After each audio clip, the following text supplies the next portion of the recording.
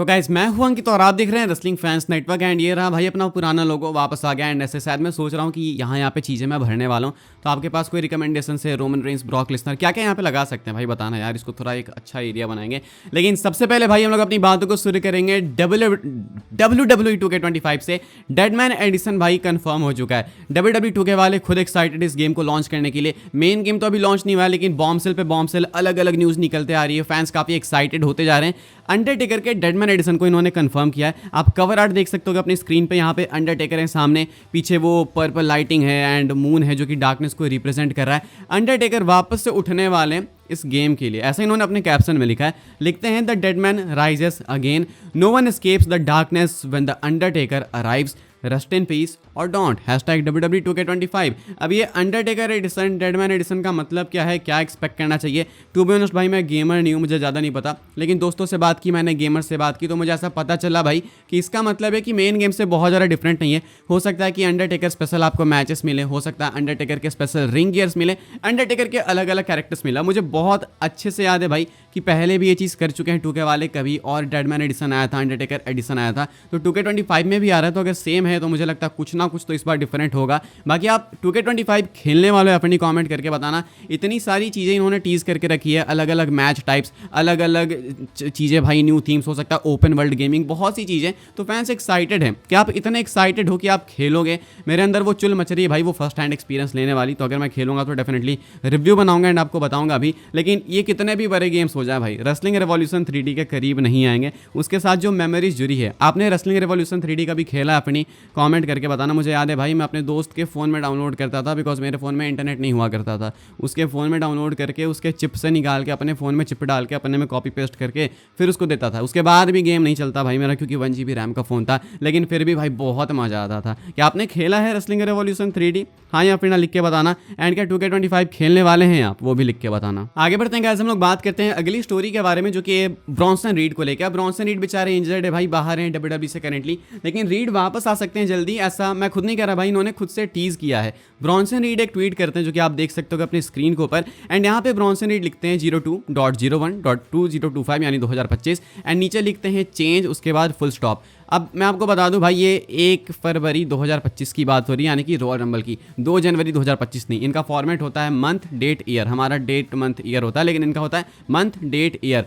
तो कहते हैं भाई 1 फरवरी 2025 को कुछ बदलाव आने वाला, कुछ चेंज आने वाला, यानी खुद को टीज कहते हैं रंबल मैच के लिए। हालांकि अपडेट्स का कहना है कि रेसलमेनिया के बाद आएंगे, ये इंजरी से रिकवर नहीं हो सकते हैं। पहले वॉर गेम्स मैच में छलांग लगाई, उस छलांग के कारण अब रेसलमेनिया के बाद ही आपको देखने को मिलेंगे। लेकिन ये टीज कर रहे हैं तो मैं डेफिनेटली इन पर ज़्यादा बिलीव करूंगा, बिकॉज अगर ब्रॉन्सन रीड खुद अपने रिटर्न के बारे में नहीं जानेगा तो कौन जानेगा। लेकिन इस ट्वीट का मतलब एग्जैक्टली ये भी नहीं है कि ये वापस ही आएंगे। ये चेंज इन्होंने लिख के रखा है, इसका मतलब क्या है? क्या चेंज ऑफ प्लान्स? अब हो सकता है ये नेगेटिव पॉजिटिव दोनों में हो सकता है। हो सकता है भाई कि change of plans and he is coming back, या फिर हो सकता है चेंज ऑफ प्लान्स की पहले इनके प्लान तभी नहीं आ पाएंगे। लेकिन जो भी भाई, अगर ये आ जाएंगे रंबल मैच में तो सुनामी हो जाने वाला है। पता नहीं किसको किसको हिट करेंगे सुनामी से, बट डेफिनेटली एक मस्ट वॉच सीन होगा अगर ब्रॉन्सन रीड वापस आते हैं तो। काफ़ी अलग पॉइंट पे गए थे भाई, पीक पे जा रहे थे, लेकिन अनफॉर्चुनेटली इंजरी होगी, जो कि होनी थी भाई। आप इस बॉडी के साथ में इतने ऊपर से कूदोगे तो इंजरी नहीं होगी तो क्या होगी? तो पता नहीं WWE ने स्पॉट क्यों बनाया था। लेकिन ब्रॉन्सन रीड फिलहाल खुद को टीज करते हैं मेंस रॉयल रंबल मैच के लिए, ऐसा देख के बता सकते हैं। रंबल के डेट को ट्वीट करके अगर कुछ भी लिख रहे हैं तो ऑब्वियस सी बात है भाई कि शायद खुद को टीज कर रहे हैं। क्या आपको लगता है कि रंबल में वापस आ सकते हैं ब्रॉन्सन रीड? हाँ या फिर ना, लिख के बताना। आगे बढ़ते हैं गाइस, हम लोग बात करते हैं गुंथर के बारे में। तो ऐसा लगता है कि WWE फैंस गुंथर पे टर्न कर गए। गुंथर की रेन आपको ऑनेस्टली कैसे लग रही है भाई? कमेंट करके बताना। 10 में से रेट करके बताना कि आप इनकी रेन को कितना दोगे। मुझे पता नहीं भाई, अभी तक आज तक समझ नहीं आई चीज़ की डैमियन प्रिस्ट की रेन में क्या खराब था कि उनकी रेन को इन्होंने स्टॉप किया एंड गुंथर को चैंपियन बनाया। गुंथर IC चैंपियन थे रेसलमेनिया में, उसके बाद तुरंत वर्ल्ड चैंपियन बन गए। सो इट्स लाइक कि आप बोल रहे हो कि गुंथर चैंपियन, ओह मेरा फ्लैश लाइट क्यों ऑन है?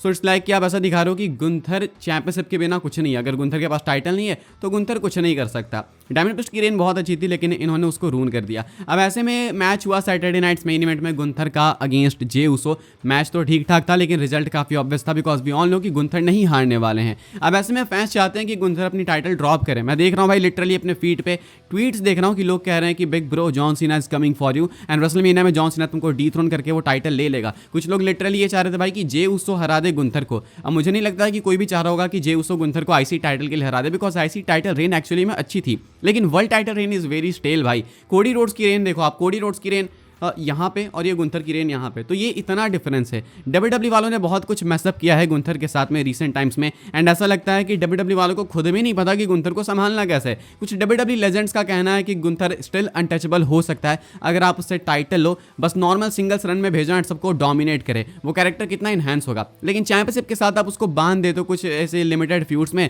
एंड जिसका रिजल्ट हम सबको मालूम होता है कि वो जीतने ही वाला है। तो ऐसे में कहना है लोगों का कि इनको टाइटल ड्रॉप करके फिर से खुद को प्रूव करना चाहिए, एंड फिर से कुछ 2-3 साल बाद वापस आओ यार टाइटल के पीछे, हर बार टाइटल लेके थोड़ी डोलोगे। तो ऐसे में फैंस चाहते हैं कि गुंथर अपनी टाइटल ड्रॉप करें। इवन कुछ लोग इतने ज़्यादा फ्रस्ट्रेट हो चुके हैं भाई कि कह रहे हैं कि ये गुंथर नहीं, ये चॉपथर है, चॉप मारते रहते ना, तो गुंथर का नाम चॉपथर रख दिया लोगों ने। लोगों का कहना है कि Gunther is boring, Gunther is tall, and उनको चाहिए अब एक न्यू चैंपियन। क्या आप भी ऐसा ही सोचते हो कि आपको भी लगता है कि गुंथर की रेन बहुत खराब हो चुकी है? मैं बहुत ज़्यादा खराब नहीं बोलूँगा, लेकिन डेफिनेटली ये रेन अच्छी तो नहीं है, इतना पक्का बोलूँगा। एंड कोडी की rain is far better. Starting में कोडी की रेन अच्छी नहीं थी, लेकिन अब कोडी की रेन बहुत ज़्यादा बेटर हो चुकी है, एंड गुंथर तो इधर घुटनों तक भी नहीं दिख रहे हैं। तो ये चक्कर है भाई गुंथर का। आगे बढ़ते हैं गाइस, हम लोग बात करते हैं रिया रिप्ली के बारे में। तो भाई WWE legend Kevin Nash Rhea Ripley को बहुत ही ज़्यादा अप्रिशिएट करते हैं। रिया रिप्ली है WWE की current women's world champion, and ऐसे में भाई रिया रिप्ली को प्रॉप्स हर एक लेजेंड देते रहता है। आप सोचो भाई, अंडरटेकर आए थे भाई लिटरली मंडे नाइट रॉ के नेटफ्लिक्स एपिसोड में रिया रिप्ली को ओवर करने के लिए। केविन नैश क्या कहते हैं? केविन नैश भाई अपने पॉडकास्ट में, क्लिक पॉडकास्ट में कहते हैं कि उन्होंने रिया रिप्ली जैसी WWE टैलेंट कभी देखी ही नहीं। उनका कहना है कि रिया रिप्ली एक ऐसी टैलेंट है जो कि लाइफ टाइम में एक बार आपको देखने को मिलती है। इनका कहना है कि इन्होंने कभी नहीं इमेजिन किया था कि एक फीमेल सुपरस्टार इस तरीके से टिकट्स बेचेगी, इस तरीके से मर्चेंडाइज भेजेगी, इस तरीके से अपने पीछे हाइप लेके घूमेगी। इनका कहना है कि रिया रिप्ली का ये सब करना बिल्कुल कंपेरेबल है भाई मेंस सुपरस्टार के साथ में, यानी कि आप कोडी के साथ में कंपेयर कर लो, रोमन के साथ में कंपेयर कर लो, रिया रिप्ली पीछे नहीं हटेंगी। तो इनका कहना है कि रिया रिप्ली जो करके दिखाया वो आज तक किसी ने नहीं करके दिखाया। हालांकि बहुत ही ज़्यादा सब्जेक्टिव ओपिनियन है, कुछ लोग बोलेंगे कि लीटा ने काफ़ी कुछ किया है, ट्रिश स्ट्रैटस ने काफ़ी कुछ किया है, मेरा मानना है कि बेकी लिंच शार्लेट ने काफ़ी कुछ किया है, लेकिन रिया रिप्ली के बारे में इनका ऐसा कहना है। तो क्या आप भी सेम मानते हो रिया रिप्ली के बारे में? हाँ या फिर ना लिख के बताना। देखो इसमें कोई दो राय नहीं है कि रिया रिप्ली एंड बियांका ब्लेयर का नाम आएगा अगर हम लोग बात करेंगे WWE के करंट फीमेल गोट्स की तो, लेकिन ऑल टाइम की बात करेंगे तो भाई ऐसी बहुत सी टैलेंट्स आई जिन्होंने फीमेल डिवीजन के लिए, वुमेन्स डिवीजन के लिए काफ़ी कुछ किया। चाहे आप चाइना की बात कर लो, चाहे ऐसे बहुत सी टैलेंट्स हैं, स्टेटस, लीटा, अनगिनत नहीं है। नटालिया को कोई नहीं मेंशन करता, नटालिया की बात कर लो।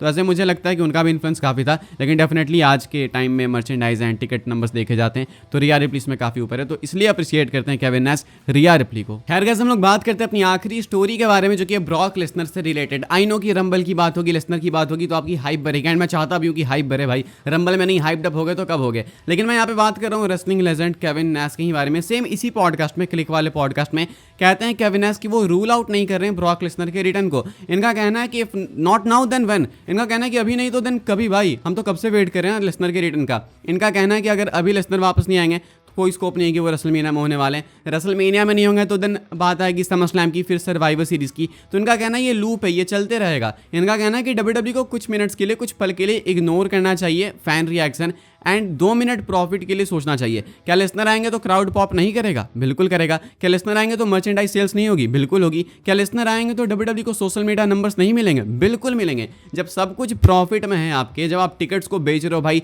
60-60 हज़ार रुपये, वो रुपये में नहीं डॉलर्स में बोलते हैं, मैं रुपये बता रहा हूँ। जब आप टिकट्स को बेच रहे हो 60-60 हज़ार रुपये, 12-12 लाख रुपये में, तो जब इतनी सारी चीज़ें आप इग्नोर कर रहे हो फैन रिएक्शन को, तो इस मामले में क्यों नहीं कर रहे हो? यहाँ पे भी आपको प्रॉफिट मिलने वाला है। तो उनका कहना है कि WWE को थोड़ा दिल पे पत्थर रखना चाहिए, थोड़ा सा हार्डकोर जाना चाहिए, विंस मैकमैन से सीखना चाहिए, एंड कुछ फैंस जो चाहते हैं कि लेसनर का रिटर्न हो उनको वो दे देना चाहिए, बिकॉज अब लेसनर नहीं आएगा तो वो रिटायर हो जाएगा, इनका ऐसा कहना है। सो ये बात काफ़ी हिट करती है भाई। If not now then when, कब आएंगे लेसनर वापस? आई नो कि ब्रॉक लेसनर के फैंस केविन नैश की बातों से काफ़ी अग्री करेंगे, या तो Kevin Nash hardcore Brock Lesnar supporter है, लेकिन जो भी है तथ्य थूक रहे हैं भाई, बातें बिल्कुल फैक्ट वाली है। लेसनर को वापस आना चाहिए। मुझे लगता है हम सब बहुत ज़्यादा खुश होंगे अगर लेसनर वापस आएंगे तो। आई वॉन्ट कि भाई मैं ऐसे ही खड़े होकर बात करूँ कि लेसनर वापस आ चुके हैं, and now what is next for Brock Lesnar, next क्या होगा, ये सारी बातें करें। लेकिन आई होप कि WWE अपॉर्चुनिटी हमें पहले दे। केविन नैश भी सेम होप करते हैं। क्या आप भी सेम होप करते हो? हाँ या फिर ना लिख के बताना। बाकी इस वाली वीडियो के लिए भाई यही सारी अपडेट्स थी। वीडियो को लाइक करें, शेयर करें एंड सब्सक्राइब करें चैनल को। आने वाले टाइम के अंदर ऐसे ही WWE की न्यूज़ अपडेट्स सबसे पहले पाने के लिए